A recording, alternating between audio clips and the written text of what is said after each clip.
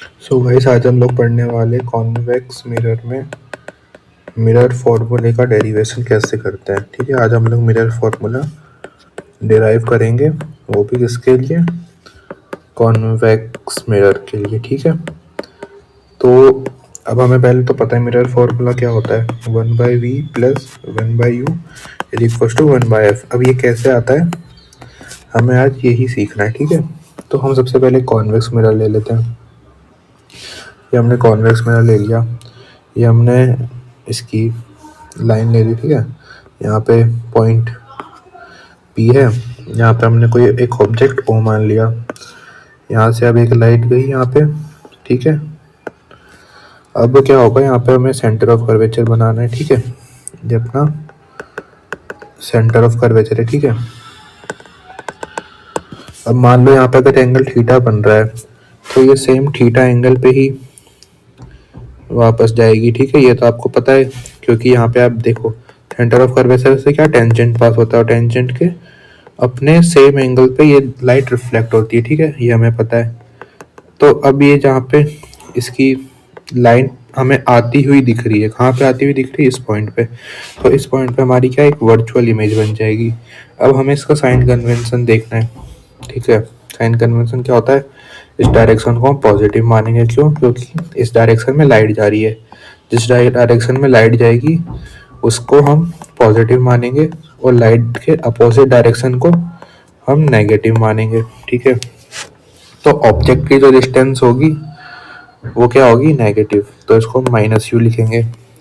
और वहीं इमेज की डिस्टेंस क्या होगी, आई, तो इसको हम मतलब लाइट की डायरेक्शन में तो हम इसको पॉजिटिव बोलेंगे, तो इसको प्लस वी हम लिख देंगे, और ये माइनस यू हो गया। ठीक है, और रेडियस को भी सिमिलरली हम प्लस आर लिख सकते हैं। ठीक है, अब हमें क्या करना है, एक चीज़ ध्यान में रखनी है।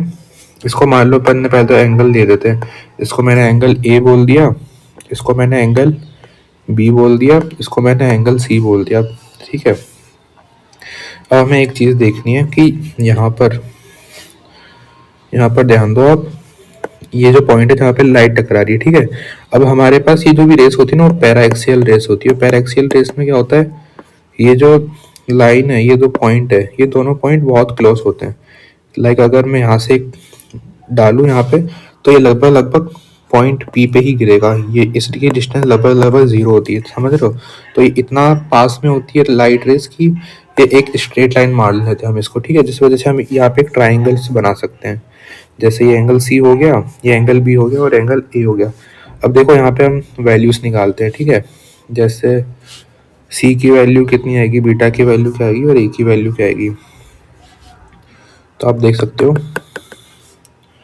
अगर ये एंगल थीटा है अपने पास, है ना, तो ये एंगल भी अपने पास 2 थीटा हो जाएगा, और ये एंगल अपने पास थीटा हो जाएगा। ठीक है, तो अपने पास बीटा की वैल्यू, सॉरी, बी की वैल्यू कितनी आएगी, या फिर हम कह सकते हैं सी की वैल्यू अगर हम निकालनी है, तो सी की वैल्यू कैसे आती है, थीटा प्लस बी। अब ये क्यों आई, क्योंकि आप देख सकते हो ये ट्राइंगल बन रहा है अपने पास आई आई सी, और इसको हमने पॉइंट मान लो एम बोल दिया। ठीक है, तो आई सी एम ट्राइंगल आप देखो कैसा बन रहा है।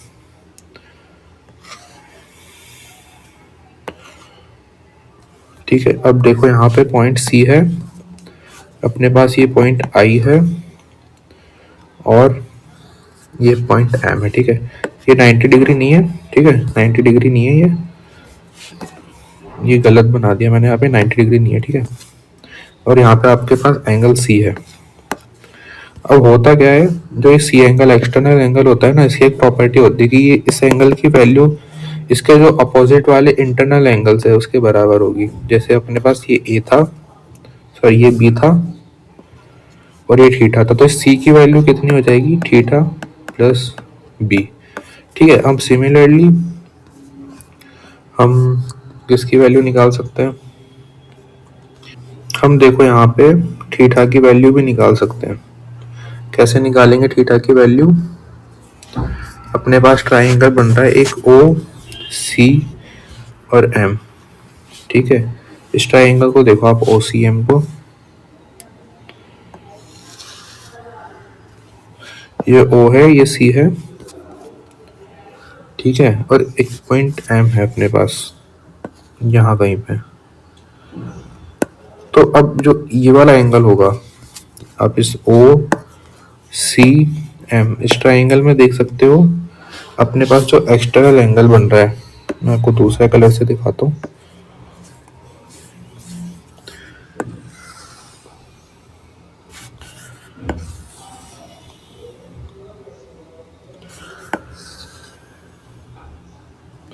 ये ट्राइंगल बन रहा है, इसमें एक्सटर्नल एंगल अपने पास थीटा है। ठीक है, तो इस थीटा की वैल्यू हम कैसे निकालेंगे? वापस वही वाला लॉ लग जाएगा अपने पास। जैसे इसकी अगर वैल्यू निकालनी है तो इसके जो अपोजिट एंगल्स है उन दोनों का सम हम ले लेंगे। ठीक है, अब इन दोनों एंगल की वैल्यू कितनी है?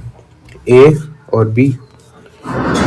तो हम यहाँ पर लिख सकते हैं theta is equals to A plus B. तो अपने पास दो इक्वेशंस आ गए यहाँ पे, theta is equals to A plus B, और यहाँ पे इक्वेशन थी C is equals to theta plus B. C is equals to theta plus B. अच्छा, अब पैरेक्सियल जब रेस होती है अपने पास, तो अपने पास इसमें एक और चीज होती है। जैसे जब लाइन बहुत पास होती है ना, तो एंगल्स जो ये बन रहे होते हैं, ये सारे एंगल्स बहुत छोटे बनते हैं।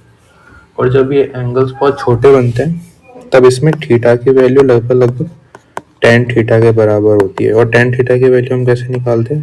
परपेंडिकुलर अपन बेस करके। तो अगर हम निकालना चाहें ए बी और सी की वैल्यू, तो हम कैसे निकाल सकते हैं?